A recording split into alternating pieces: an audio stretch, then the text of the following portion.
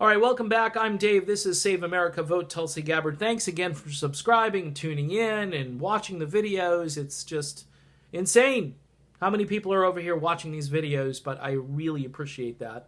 I am monetized now, but I'm not sure. I'm not sure if I'm seeing an appropriate amount of revenue coming in. So, if you'd like, there is a little Patreon link on this page. It will take you over to my music channel, Patreon, which is me. It's the same guy. I just do 2 channels, and that one I've been doing for quite some time, like 22,000 subscribers or whatever it is. Over here, obviously, I'm trying to build a channel, and you know the transition, and there could be a transition depending on what happens with this channel. But in any event, I really need support. So if you could do $1, because this is kind of what I do: stay-at-home dad videos. And, you know, trying to help save America, not me personally, but telling where people can actually find this person named Tulsi Gabbard who could actually save the country from, you know, an imperialistic implode. So, please check it out for me. Now, a lot of people aren't going to like this video because I'm not going to be happy, super optimistic Dave today. I'm still a little bit under the weather, so butchering words and trying to breathe might be an issue here. This new morning consult poll. Wow. Now, I'm not the expert to break down methodology. I did look into it. This one actually looks a little bit better than that other poll where they really didn't include any younger people in the polling data. You know, it appears in this particular poll that Bernie Sanders is doing well with younger people and beating Joe Biden with younger people, but it's not a blowout. And the rest of the population, all the old folks, the middle-aged folks, well, let me just give you the numbers. Let me give you the numbers here. And this is everybody. Now, this is based on 15,770 interviews. These are registered voters who were interviewed between April 29th and May 5th, Cinco de Mayo. And that must have been an interesting interview on Cinco de Mayo. Anyway, I'm sure a few folks probably couldn't think of any names. All right, this really isn't funny, though, and I'm sorry, camera is shaking because I am trying to use the mouse. Let me move it.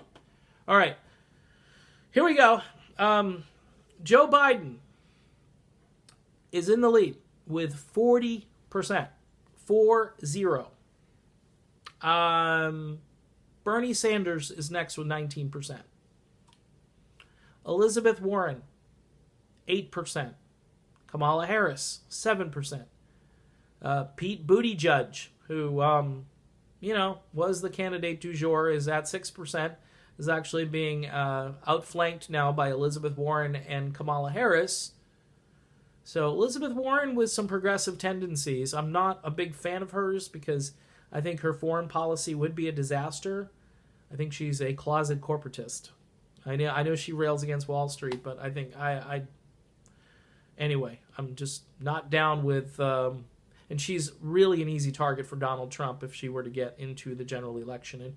And Trump will hammer the Native American thing. Will hammer it. So, all right. Beto O'Rourke, 5%. Cory Booker, 3%. Amy Klobuchar, 2%. Andrew Yang at 1%. Kirsten Gillibrand at 1%. Tim Ryan at 1%.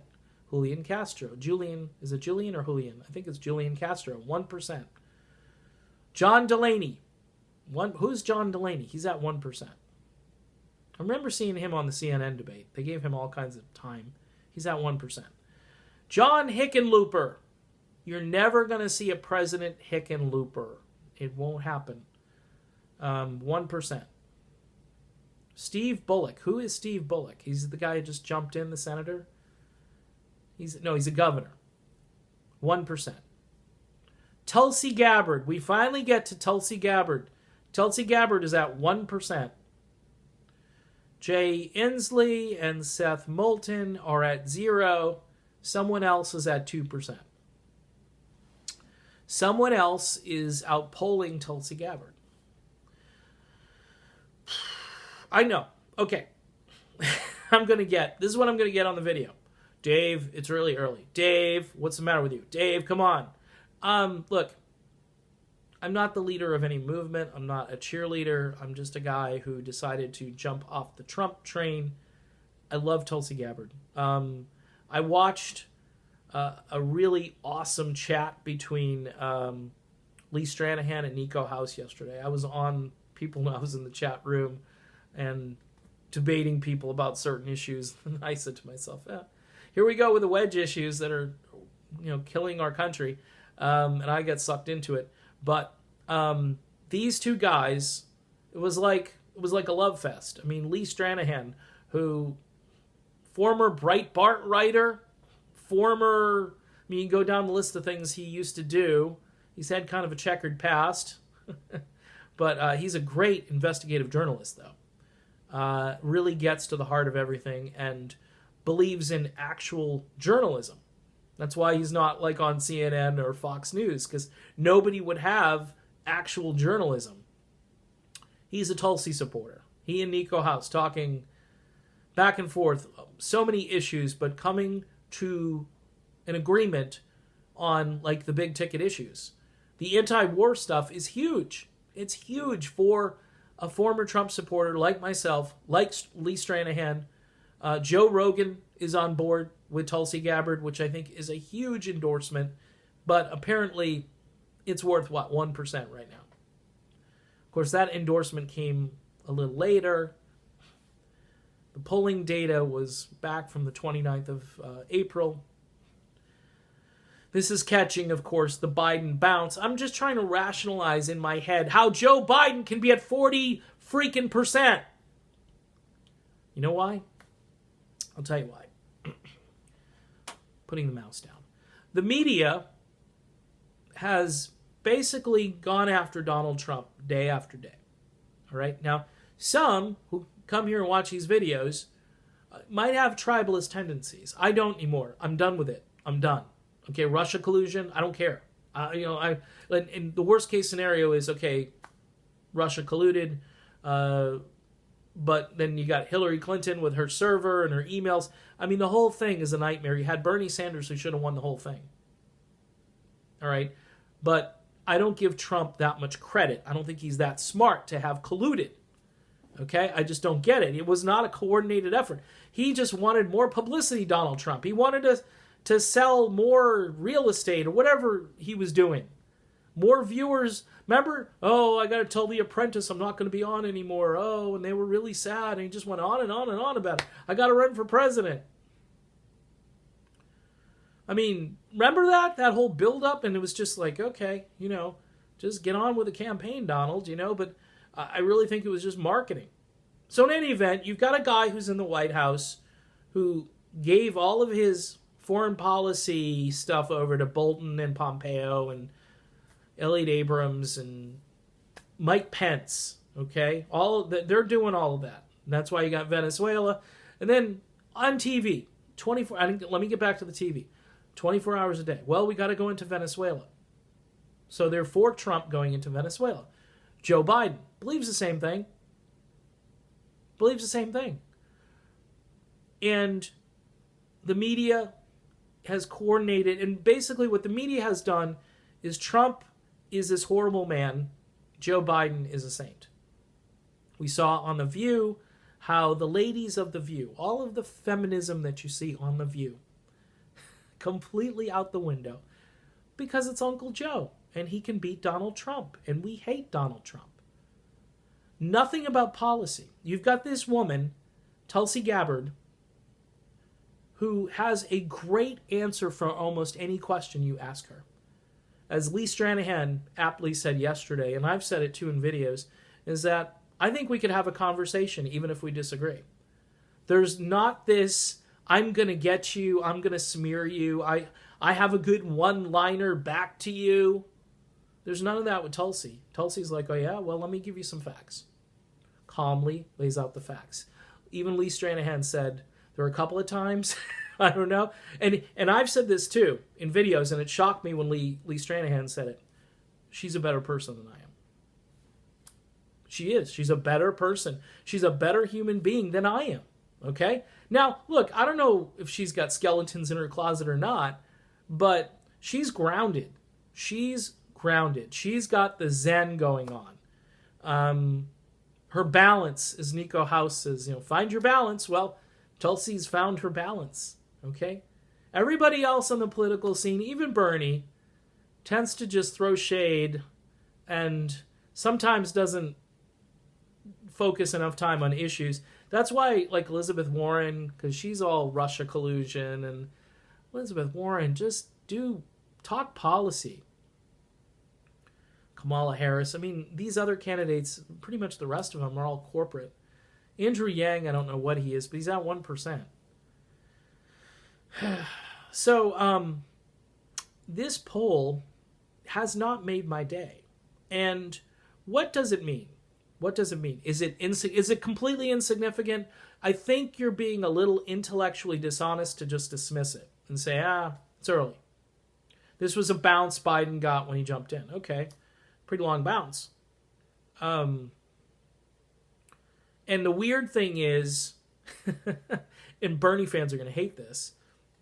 Let me see if I can get back to that place. I don't want to make this a super long video. Second choices. Biden supporters, who's your second choice? Well, Bernie Sanders. Hey, Sanders supporters, who's your second choice? Joe Biden, not Tulsi Gabbard. Really?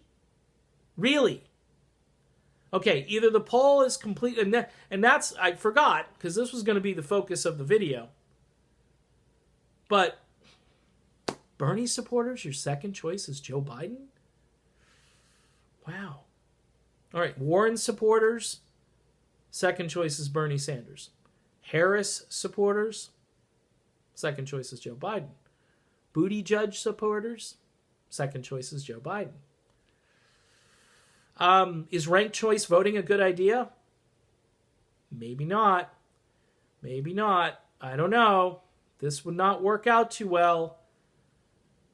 Sanders supporters, your second choice is Joe Biden?